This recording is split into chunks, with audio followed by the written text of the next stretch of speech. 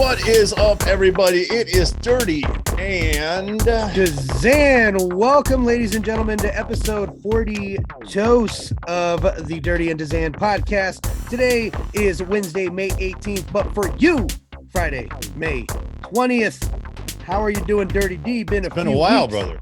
Yeah, man. Hey, we've been throwing a little bit up there on the channel here and there, and then it's been nice. That short form content has been nice. But and you know what, guys? That's how we do it. So if there's a week where we just can't get together to do it, generally speaking, there's going to be other content up there.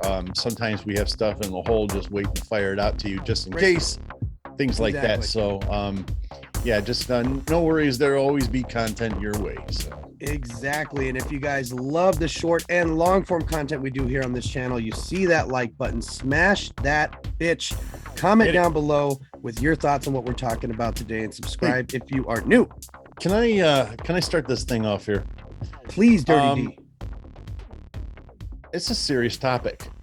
Okay, hit me with it. And Dirty's getting on a soapbox here. I think DZAN's going to go a little bit later with his. And I got one. Mike Gallagher, representative congressman out of Green Bay, Wisconsin. He was in a congressional hearing the other day, and they were discussing UFOs and aerial phenomena and aliens and time travels and all kinds of stuff. Things that have never happened in my lifetime in Congress. That was kind of interesting to see. But the reason I bring it up is because I happened to catch an interview with Mike earlier today, and I got a feeling that, and I know the tinfoil hat, I get it, but I got a strong feeling that we're going to start getting some information soon within the next few years. I really believe that. That is so terrifying. Yeah. Well, we've all seen the Tic Tac video, right? Yes. Where this thing is flying 1,000,000 miles an hour. It's something we can't even comprehend, let alone build. Yes. All captured on video. Mm-hmm. There are and measured on measured, video, quantified and verified and by multiple sources and technologies, and so we know it's real. For whatever reason, we're not talking about it daily, right? As Earthlings, not Americans, not Europeans, as all of us. Why this isn't a daily fucking discussion is mind-boggling to me, but I'm also a tinfoil hat guy. I love it. Now, with that said, in the interview, Mike came out and and he was kind of squashing some of the premises of, well, this is definitely aliens, because he introduced an idea that it's potentially time travel. And matter of fact, he seemed to lean a little bit more toward it being time travelers than alien technologies. Okay. Right. And the reason that he says that is because, and I've used this analogy many times myself, but, when you look back 100, 200 years ago, before we had cars and phone, let alone internet and computers, and if you would have told those people, hey, we have vehicles that can get us from Detroit, Michigan to Albuquerque, New Mexico in 2 days, and you can drive there, you do it all yourself. Yeah. All you have to do is put a little petroleum oil in there and you're good to go. And then you could also, in that same breath, say, hey, we can get to Australia in 11 hours from the United States. Their heads would explode. Right. Same with us. There is already technology exists for time travel, theoretically. We can move. There are particles in the universe that move faster than the speed of light. Right. It's just a matter of getting ourselves to those particle levels. But the technology exists for time travel right now. It hasn't been mastered yet. It will be. Technology wasn't there for computers 70 years ago. Right. But with the advent of capacitors and diodes and all of those things, we now have computers. I bring this to our attention because I wish that it was a little bit more on our daily. The idea that there are things happening out there that can kind of dwarf some of our problems here that we deal with on a daily. So in other words, you got things going on in Ukraine right now, right? We have a lot of things going on in the world. I firmly believe, because we're tribal people, I firmly believe that if that information came to us and said, absolutely, definitely, there are aliens and they're on their way here right now. They're going to be here within the next 50 years. Do you know what type of people we are? What human beings can be? How strong we can be? If we have that goal set. Again, I realize that this is tinfoil hat talk, but in the larger scheme of life, when there's so many things in the world that plague us on the daily, in our every movement in life, in some cases, it's debilitating. If we had something to bring us together a little bit more, a lot of bit more, I think it would be so healthy for us. I think it would be a very healing power. That's agreed. And how weird that they did it. Anytime that you see that shit where this shit happens, it's never a coincidence. Something like, just expect something is going to be happening. Yeah, you're absolutely right. Like, they wouldn't be. This is them informing you ahead of time. They call it a slow drip.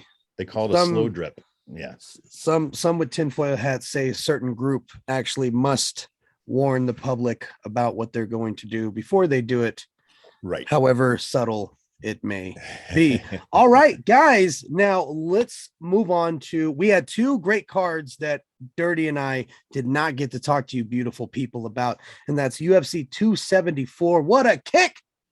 And Vegas 54. Boy, oh boy. What a blowout. Come on, man, what are you doing here? Okay, all right. I kid. All right. I rock Hitch. All right, here we go. Oh my God. Dirty. Will you stop? All right. They don't even know what you're talking about. They don't. Not yet. You will get my puns a little later. I first really quickly want to talk about Joanna Jędrzejczyk. She showed up at the weigh-in show, which guys, if you do not watch the weigh-in show, you have got to start watching. It is the greatest. It is so entertaining. Better and better. And I fucking love it, because you know what? UFC says, you know what? Unfiltered. You do whatever the fuck you want. And it looks uncut, raw. And I love it. Not to mention, I can never remember her name. Laura Senko. Oh my God. Yes. She is the best part of that show. God, hands down. Are you fucking kidding me, man? She can armbar me to death. All right, guys. Oh my God. If I can just get in a triangle choke. Okay. So I wanted to talk about Joanna. I'll pay good money. Not Laura Senko. Oh my God. You guys should see her fight though. It was actually amazing. She actually, rear naked I have choke watched her highlights. First round, I believe. She actually is a really good fighter. Yeah. So Joanna came on the weigh-in show and she sounded so different. She was humble. She was talking. I didn't even recognize her. It was a hungry Joanna. The Boogie Woman is coming. I'm so excited for Singapore next month. That rematch is going to be amazing. Even after the Rose fight, let me just say real quick, Joanna still humbly was like, I still believe Rose is the better fighter. It was a weird fight. I think she gave her too much, too much respect and all that. So Joanna, a different Joanna. I'm really excited to see it. I don't like Joanna. Yes. She changed me. Yeah. That appearance she had, I didn't even recognize that woman. Yeah. She seemed so different to me. Yeah. She seemed like she wasn't trying so hard. Exactly. Like she was just an up and comer, excited for an opportunity and just talking like honestly about the fight coming up and her preparation. And I was just like, she gave Rose the props like that. That's what I was waiting to hear that. Yeah.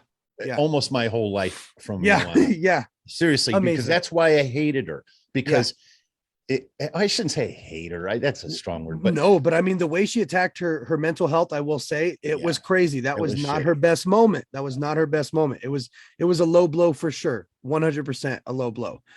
But man, what a crazy fucking weigh-in with Charles Oliveira, dude. Missing weight, 0.5, the controversy with the scale.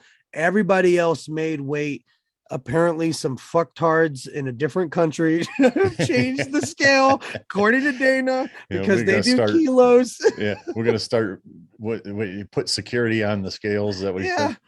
So people are changing quick second, guys. I'm so sorry. Hang on, guys. I mean, I'm so sorry about that. No, guys. It's all good. Listen, man, the whole controversy with the scale, it's kind of ridiculous when you think about Charles Oliveira being a champion, not making championship weight. That's where I sit with it. I am a really hard critic when it comes to weight, making weight.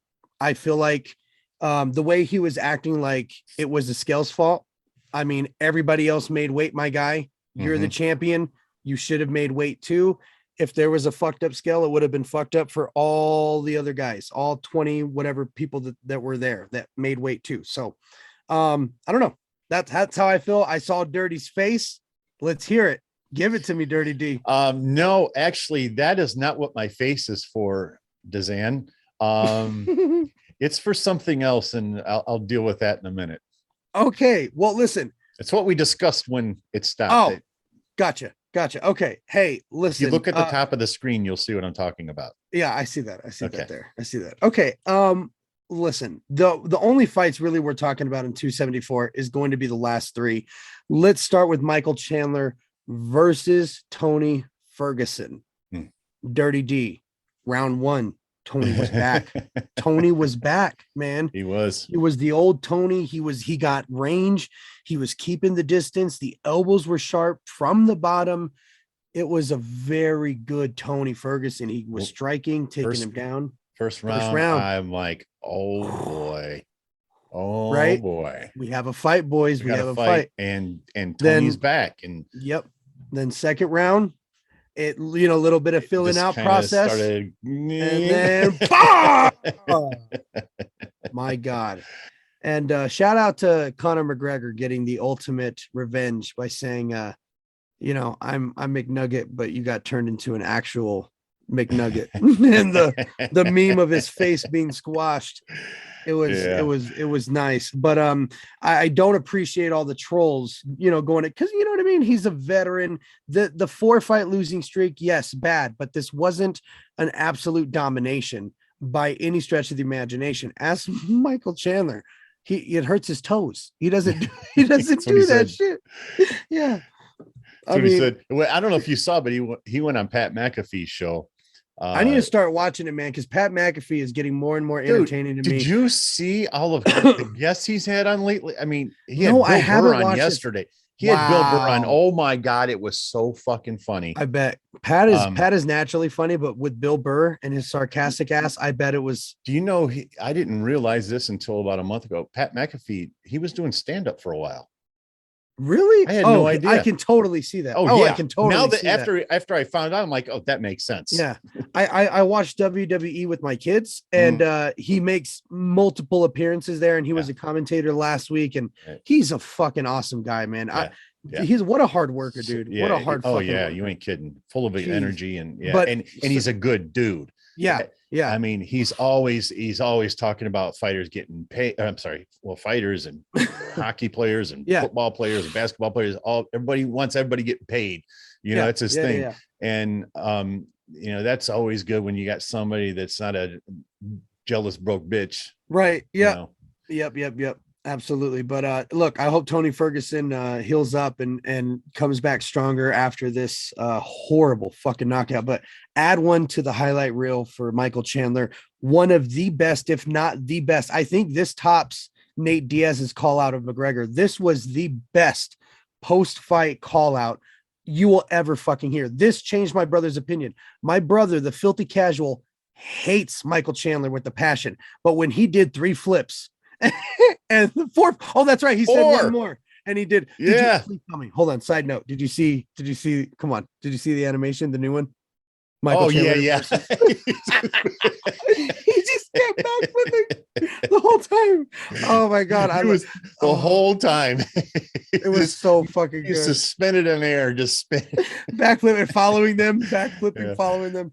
But the post speech, my brother was like, "I'm in. I love this guy. Yes, I'm in. He's so fucking respectful. I love it, man. I love it. Brother's getting it figured out. He's slowly but surely, right? He's paying attention. Okay, Dirty D. For a filthy casual. Dirty D. Yes. Rose Namajunas versus Carla Esparza. Ooh. That's a tough one. This was a barn burner. That's a tough one. A slow barn burner. Yeah, that was the hardest fight I've had to watch of Rose. Yeah, I think Joe is right. It was definitely worse than Derek Lewis and Ngannou. I think that's a fair statement, man. Shit, man. 5 rounds of that was hard to watch. It was hard to watch. I mean, not only did she give her too much respect, she just wasn't offensive enough. And for her to say that she thought she won and that the crowd was booing Carla, I don't know if it's Pat. Listen, the corner work, when you listen to the corner, I hear Trevor Whitman saying, you got to get in there, show her you're the greatest martial artist. You listen to Pat Barry, he says, you're doing good. You're doing this. You're keeping your distance. You're the fucking champ. No, listen to the other guy. The other guy's actually giving you the advice. This guy right here, he's hyping you up. He's giving you this false sense of reality. It's funny you're saying these things, because as I was watching this, I was thinking the exact same thing. All I could think to myself is, this is her husband. He shouldn't be there. He should not be in her corner anymore. I know that I know that she struggled with some mental health issues and all of that, and nobody can relate more than me. I promise you that. Mm-hmm. If it's that big of a problem, maybe fighting isn't something you should be doing right now. Yeah. Now I'm not ripping on her, because I would never ever go there. But sometimes, sometimes there's things that happen in life that just become more important, and your mental health is definitely more important than fighting and your means of getting money. I get all of that, but man, it's not worth it. Okay. Now, I don't think we need to go any further with that one. It was not very good. Poor performance by Rose. Disappointing. 0-2 for Trevor Whitman on the night. So let's get into the second loss. Charles Oliveira versus Justin Gaethje. Again, great first round. Justin Gaethje had him hurt. He had him on the ground. Hurt him good. But the story of Charles Oliveira is I get knocked down, but I I get get up up again. and I fucking choke you out. Yeah. So Yeah, boy did buddy. he, man. It's so dangerous, dude. It's so dangerous when you see that level of jujitsu on Mhm. display. He is eh, a master of jujitsu. yeah. I mean, and what is so scary is that his hands are getting better and better and better. Now, forget what I said about his weight. Okay. I do believe he is the true champion of this division. Okay. Let's not get that fucked up. Okay. I really do believe that. What I have a problem with is his attitude Mm. towards thinking he's truly earned that when I really don't think he's earned it. I really feel like order to earn it, make the weight. Okay. And it's there for a reason. And that's just how It's I not feel. one time either, DZAN. Right. Exactly. Exactly. Exactly. This happened with Jessica I. I remember Jessica I calling everybody out for not making weight. What does she Yep. do? She misses weight and then Yep. she wants to run and hide. You can't have it both ways, man. Exactly. Yep. You cannot have it both ways, man. When you struggle with that weight, I mean, it sucks. It's difficult, but And I'm going to say something somewhat controversial here, because I'm going to sound like an arrogant American. But the fact of the matter is that if you are not a fluently speaking English person, um, you're going to struggle in any sport in the United States. mhm. And unfortunately for Charles Oliveira, UFC is located in the United States, and a good portion of the fan base is in the United States. So, this Khabib figured it out, right? Mhm. A lot of people had to figure it out, but Right. at some point, Paulo Costa's still kind of figuring it. yeah. But you know what I mean, and Yeah. I don't know. It just Yoel. I mean, it's Rafael dos Anjos. yep. Yoel Romero. I mean, Mhm. yeah. It happens to the elite, but still, I Well, they probably don't don't see a need to worry about it right. until it's time to worry about it. But then Exactly. it's kind But of that too it's late. too late. Exactly. I mean, and you always listen to Paul Felder, you know what I mean? Coming from a guy who has, cut the weight and he says, you got all these other fighters, instantly that when somebody doesn't make weight, they didn't have to torture their body for those amount of days to get them there. They didn't have to deplete themselves. They are showing up healthier, stronger. He doesn't, like, I don't care what anybody says, you're going to be healthier coming in, Mhm. you know? When Michael Chandler was on Pat McAfee, he talked about this part, which is a very, very true thing. He was talking about how, well, yeah, it was a half pound, but that last pound, half pound, is the hardest part of it. Yes. So Yeah, it might exactly. be a Right. half pound, but that half pound, there was a reason he couldn't lose it. Exactly. That's when your body almost just stops sweating. Mhm. And they were talking about that on the weigh-in show, and DC's like, I don't understand. Like there's a couple things you can do. You get in that hot ass bath to, get that sweat going, but Or you move to sometimes, 170. yeah, you just fucking move up, man. But when you look at Charles Oliveira, yes, he's lengthy, he's tall, but it doesn't look like, I mean, I He guess he doesn't could fight at look like, 170, but he doesn't look 170. He yeah, does. well, yeah, that's that too. But he doesn't look like the kind of guy that, is going to murder the entire 155-pound division, but Right. he's done that. Right. Right. Right. Right. Um, you know, but the reason I brought up the whole English speaking thing is because, Conor McGregor, um, Khabib, Nate, Justin, Tony Ferguson, these guys are all legends. And so they do get a little preferential treatment, but that's because they've earned it. Right. And I think that Charles Oliveira is of the mindset that somehow he's earned it. But the fact of Right. the matter is yes, to a degree he's earned it, but if you're not putting asses in the seats, then I got to say you haven't earned it. Right. So it's almost like calling yourself the GOAT when you're not yet totally in your prime, or when you're in your, you know what I mean? Like it's just not, you're not there yet. You're Henry Cejudoing yourself in that situation. Don't Henry Cejudo yourself. And look what happened to Henry Cejudo. He's not but making he's any going to money be coming anymore. back. He's going to be coming back, Dirty D. Forget I even made that relation. Okay, moving on.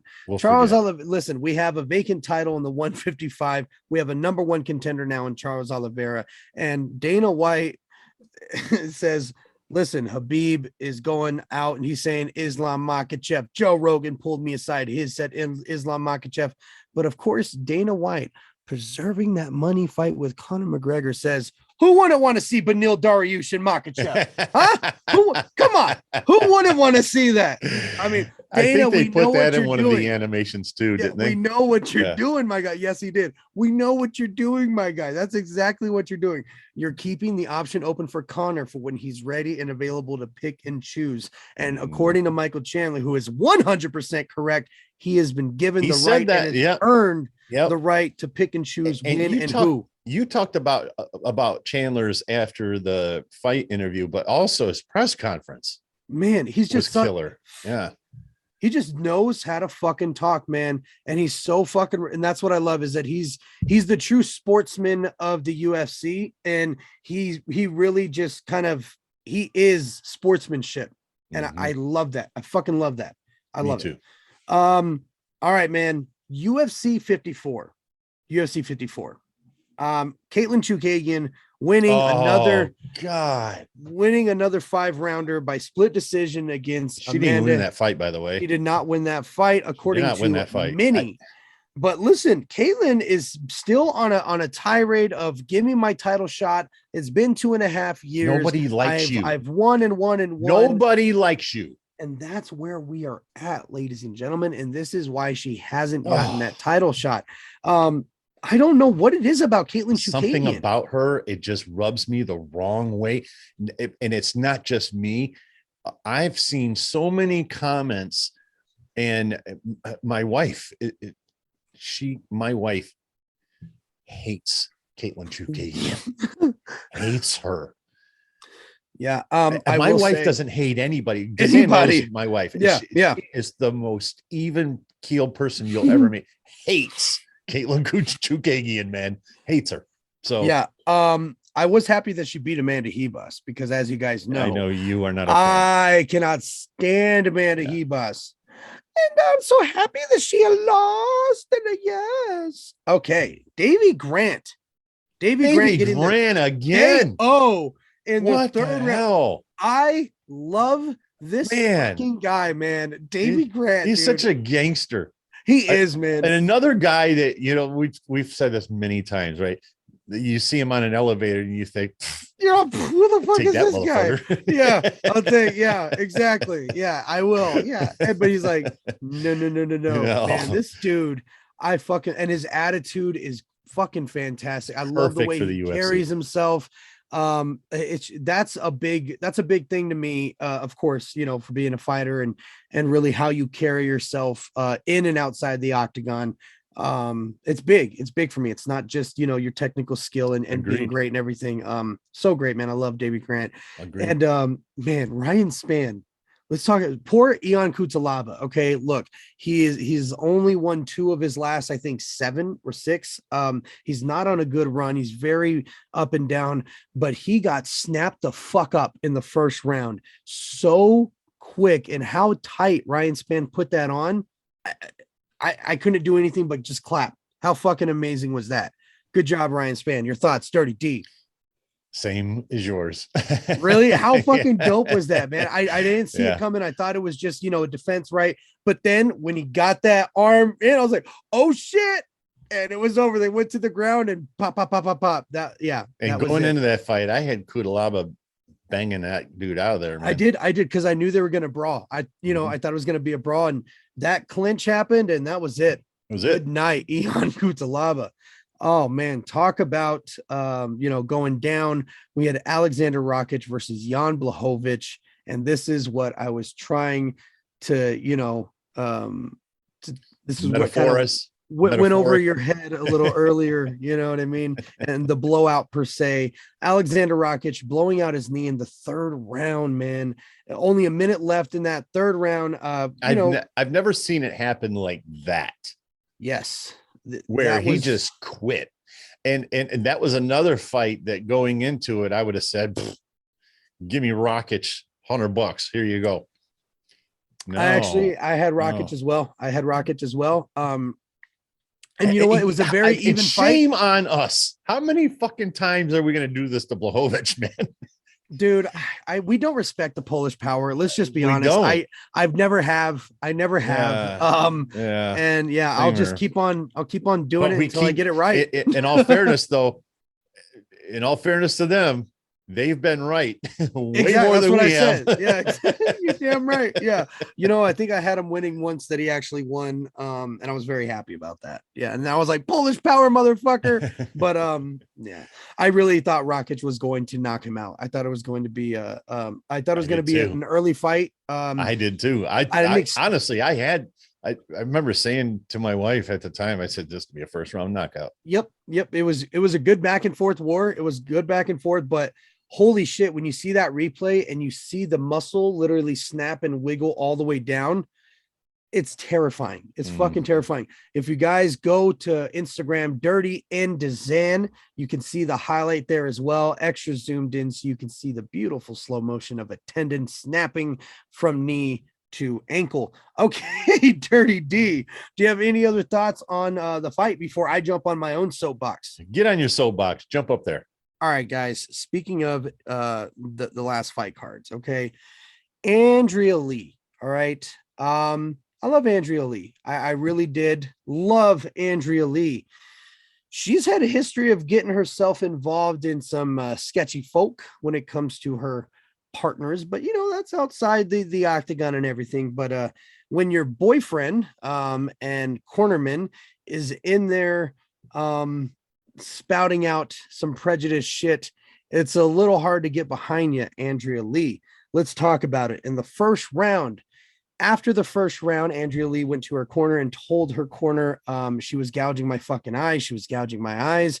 You look at that first round back, you can't see one video evidence of her being, you know, eye gouged. Araujo was on top. All right, I'll give you that. Her boyfriend, Tony Kelly, let's just say that name out loud, Tony Kelly, was like, that's what they do. They're fucking dirty Brazilians. Get in there, you know what I mean, and do that shit back. Andrea Lee was gouging her fucking eyes out in the next round. She ends up winning the fight. Dirty as fuck. Disgusting. The way Tony was defending himself against the criticism, saying he wasn't being racist, and if that's how you took it, then fuck you, and you know, all this other shit. And I will say there's a lot of people out there who, you know, were in defense of Tony, saying it's not a race, it's a nationality. You know, anytime somebody ignorant Kind of it says something prejudice, you know what I mean? It's who gives a fuck, right? You're a piece of shit human. Andrea Lee, get your shit together, or I'm out of the Lee business. I'm so sick of supporting people that are filled with fucking hate. And this goes to fucking Sean Strickland too. I told you guys, if there's one person that I hate more than Colby Covington, it's Sean Strickland. And there's a big difference between the two. Colby Covington is the heel of the UFC. He's the persona of a villain of you know, saying some off-colored shit because that's what the character you know, does. And then you have Sean Strickland, who is a real piece of shit person, and this is who he really is. He talked Colby about Covington is a tool. He's not a racist. He's a not. tool. He's a tool. He's a douchebag, Yeah. But he's a character. Right. You know, outside of that, he's not really that guy. Let's be honest. He's really fucking not. Right. Sean Strickland is that guy. You know, we talked about how he used to be a neo-Nazi. He's a fucking neo-Nazi. And I know people have got to know that he's been on Twitter down talking Habib, his religion, his wife. I mean, just the most craziest shit you can think of. And then attacking Muslims, Afghanistan, the war in Iraq. I mean, it's just, I hope Alex Pieta knocks his fucking head into the nosebleeds on July 2nd. That's just, I cannot stand that. And I really, really wish that he gets his comeuppance soon. There's no That's place for this that's how I shit, feel. man. There really is no place for that shit. There really isn't. And Sean Strickland really shouldn't be getting the, the push that he's getting too. And he's in the talks for, kind of being next in line for titles here and there, because Izzy has been kind of running through these guys. He had a couple of, rematches already. We got Cannonier next, my boy Cannonier next. But yeah, man, I can't stand it, man. When I see it, it's disgusting to me. It's disgusting that they're given this platform. You know what I mean? And it sucks. It really sucks. That's just where I'm at. The best, what I have found is the best revenge is what you said, which is, no longer in the business of supporting people like that. We can do our best to, shut people down and shut them up and all of that stuff. My feelings on that. I like to let them talk because then I know who they are. I don't like to necessarily, I'll call somebody out on the bullshit. Mm-hmm. That. Yep. But at the same time, there are certain times where I like to play the game where, let's let them show us who they are. Right. And then the best form of action from that is to not support them in any way. That's how people get heard, I guess, for lack of a better term. But right. You got somebody like, Tony, whatever the fuck his name is, and Sean Strickland, a plethora of other people in the world. Yeah. The idea of the days are past us where you're going to find a home. Yeah.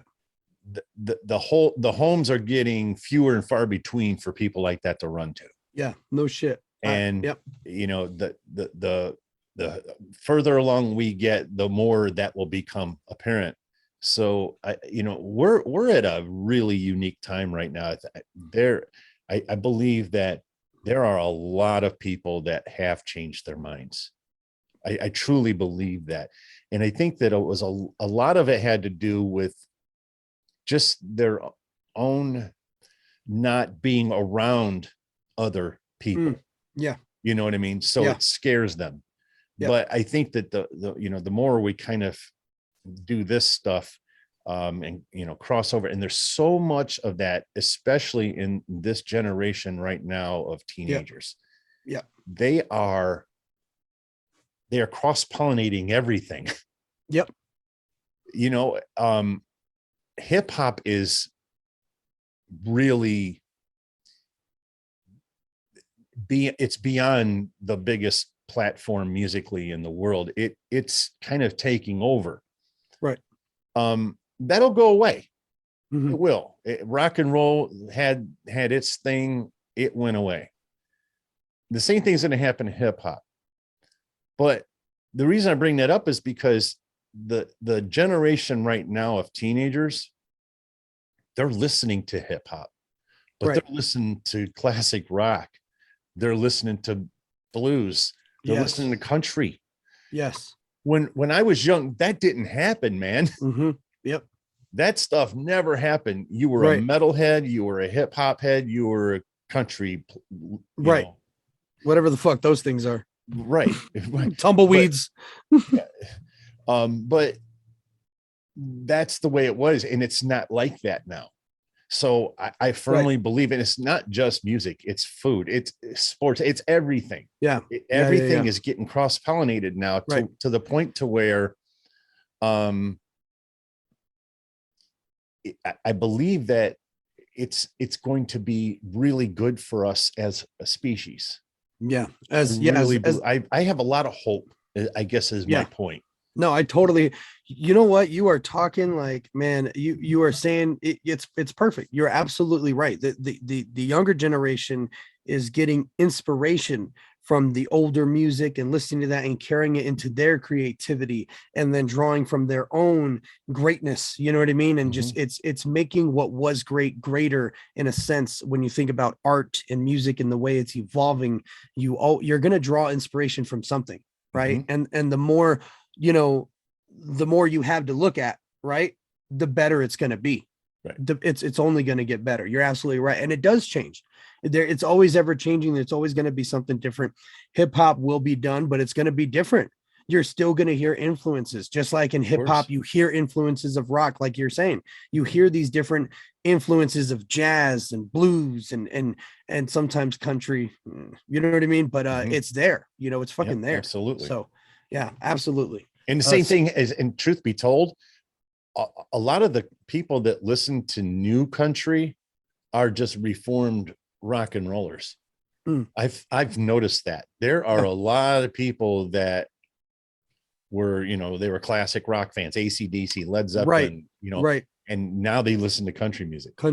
And so there's a lot of that carry over too. Yep. So, but yeah, I think that now I think there can be a downside to this too, because I think that a lot of this stuff is getting so homogenized, so sterile that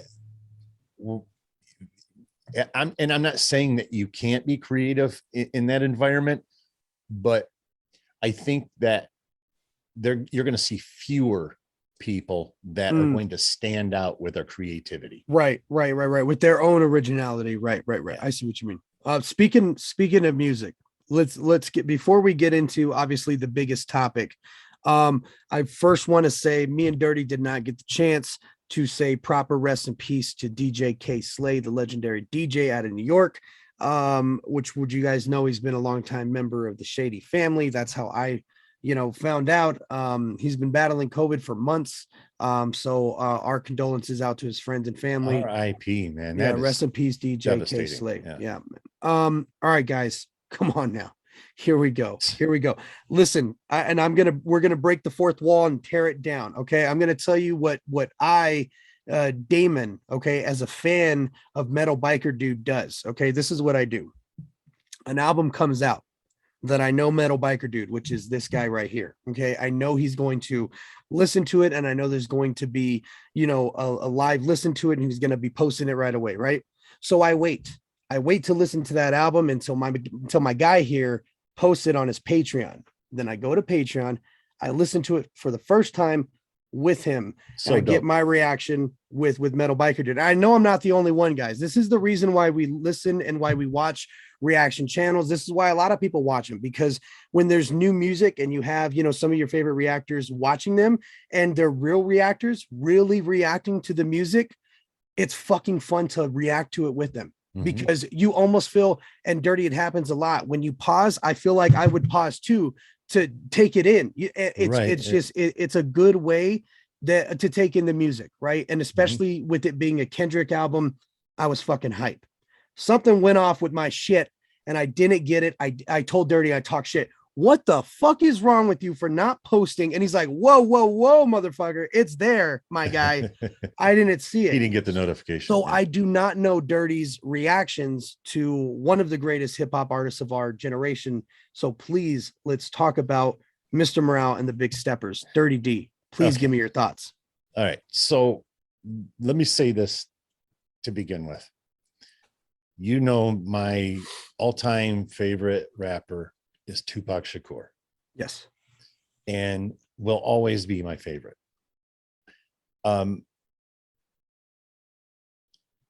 As you know, I became a really big fan of Kendrick Lamar over the past few years as well. Especially over the past 2.5 years or so. You know, we listened to all of the major albums of Kendrick, and you know, there were, you know, concept albums, there's albums with singles, and you know, and kind of everything in between, and it's got like this jazz hip hop fusion, and it just spoke to me. But what spoke to me more than anything about Kendrick Lamar, and I'm not even talking about Mr. Morale and the Big Steppers right now. I'm prior to this. Right. I fell in love with the storytelling, and that is based on all of the storytelling by Tupac, right, which is why I fell in love with Pac, right, because nobody tells a story like Pac. Right. And going into this past weekend, I probably would have said, no way could anybody ever top Tupac Shakur in my head. I've listened to the album probably half a dozen times now. Same. As a whole, and then Right. there's certain song N95, a couple other ones I've listened to. You go back to, right? Yeah. I gotta tell you, it's closer than I ever thought or imagined that it possibly could be in my head on who my favorite is. And I, it's still Pac, but with that said, I never thought that I would ever that could ever be challenged. Exactly. Right. There could be a conversation to be had about that. Right. After this album, it did it for you. It was so brilliant, and it was so brilliantly done. The way the whole album flowed was just beautiful. Yes. There was not a misstep in there. You know that they poured over that track list so painstakingly, right? Ordering it and reordering it and everything else. But the fact of the matter is that I am very, very excited by this album. Yeah. I could not be happier. And as much as I love the off season, come on, man. This took it for you for album of the year. Yeah. 100%. Yeah, man. This, to me, listening to the first 3 songs, United in Grief, N95, Worldwide Steppers. Okay. Those 3 songs. After track 3, I said, holy shit, we have To Pimp a Butterfly and Damn rolled into one. Yeah. Right. It is the storytelling and the brilliance of how the album flows together with To Pimp a Butterfly. The fact that you would have to keep looking down to see what track you're on to see if it's the same song. It flows so beautifully like To Pimp a Butterfly, but it gives you the replayability of Damn. It has the hits. He finally found the perfect middle ground for a lyricist to be a mainstream artist. And there's nobody in the world that could have done that besides Kendrick Lamar. Nobody. And you talk about the off season, beautiful. J. Cole is a beautiful lyricist, 100%. But let's be honest, that was a lot more mainstream, right? But it was amazing. Replayability off the fucking charts. And it was the #1 album in my head too.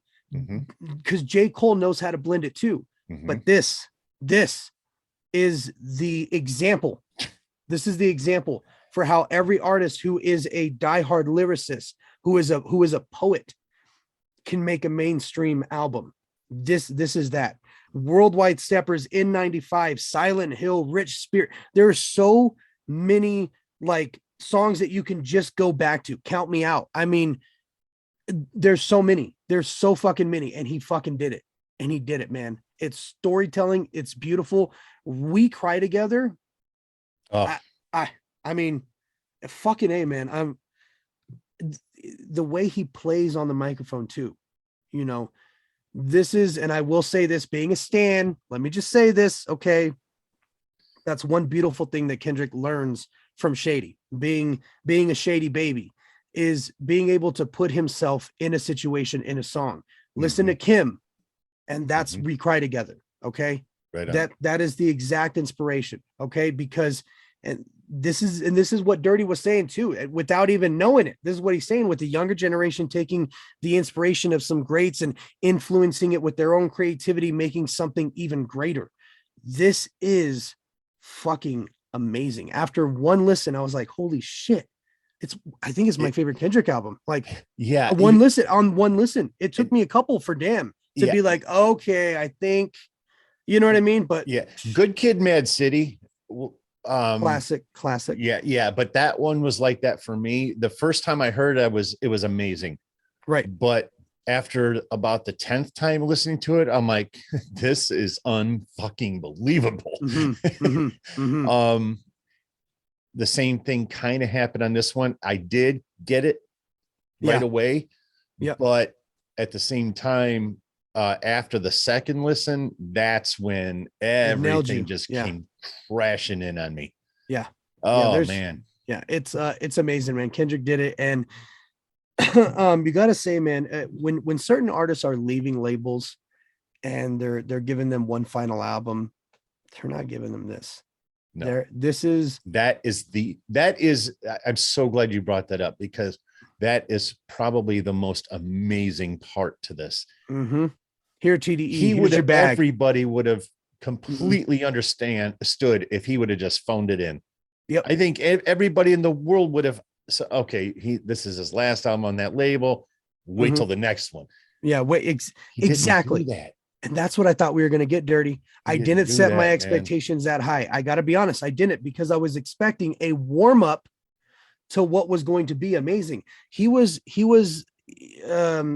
marketing it through his website, through his company. He was marketing this album through his shit. So I thought, okay, this is a warm up layup for, the rollout for him. But no, he was pushing it as much as he could to give TDE that last bag. You know what I mean? Like, it fucking the most stand up, you know what I mean? And I was in awe of the album. I'm so glad you had the same feeling. And it's going to be hard to take this one down. It's going to be really, really hard to take this one down. This one's hanging up there for a long time. Who else can come out this year? Who else can come out this year that could be in conversation with that? There's a very few list of people that could come out. Tupac's dead. The Dre Detox maybe is, if that comes out at the end of the year. We got to think if there I can't think of many others that would be like, grab the attention. Truth be told, I talked to Michael about this a little yesterday. We were chatting on Instagram, and all of the rumors are out there, right, about M and Dre, and Dre possibly, but quite frankly, and don't get me wrong, I mean, that shit he rolled out was dope, but it wasn't an album. Well, no, it's just a taste, right? Little EP taste, right? And then M, who knows, man? Yeah, I mean, it's going to be a shadow. I've been hearing this tease for 2.5 years now. Yeah, but we keep hearing new shit coming out with they're teasing this. Oh, there's going to be a rollout. There's going to be a rollout. Like, there's always an Instagram story that everybody freaks out over, and you're not going to know until he's like, right. There you go. Oh, you know what I mean? hang on. Before we get out of here, the Heart Part 5. Oh my God, the Heart Part. How did we not even talk about that first? My God, I'm gonna be honest. I teared up. I teared the fuck up when I saw his face change to Kobe, man. I was like, oh my God. I knew my mind, man. As soon as he changed to OJ, that's when I knew, or I'm sorry, not OJ, but Kanye. When he switched from OJ to Kanye, that's when I knew, oh, he's rapping in the perspective of these guys. Right. He's rapping as if he's these guys. Yeah. And then the way, and you know, the lyrics changed. Right. Exactly. With each person. With each person. Exactly. And it's from their point of view, that person's point of view. Right. And Kendrick Lamar was in that editing room saying right there. And then that's when it goes to me. And then right there. That's when it goes to him. Yeah. The Nipsey Hussle thing, Oh man, That's when I lost it. That's man. the one that That's got when I me. lost it. Yeah, That's what yeah, got me, man. yeah. And the way he was talking from Nipsey's, oh my god, man, and he did it so perfectly. He did it so fucking perfectly. I And the said fact it. that this wasn't I even said on in the the album. Yeah, This was, I know. This I know. was the Well, single but as this a is what he rollout. does with the hearts, though. Right, exactly. So, it's just a rollout. right, but I said it in the video. I said I have no idea why, but I am like super emotional right now. Yeah. And that has never happened to me doing one of these videos. Never. Hold on. You did a reaction to that one too? That one's on YouTube. Oh wait, no, it got blocked. No, yeah. the fuck it ain't. Yeah, Let me tell. blocked. All right, I gotta call the top of Patreon because we have a fucking problem. Okay, Dirty D. Okay, all right. Yeah, I got some watching to do. Ladies and gentlemen, we had a great album of the year so far. We had some great fights last week. We have another great fight coming up. Holly fucking Holm is finally coming back, motherfuckers. Let's go. Fight night at that. It's going to be huge at the new Kirk House. Let me tell you, guys, thank you so much for watching us and supporting us on a week-to-week basis. Thanks, guys. For DZAN, I'm out. Dirty D. Peace.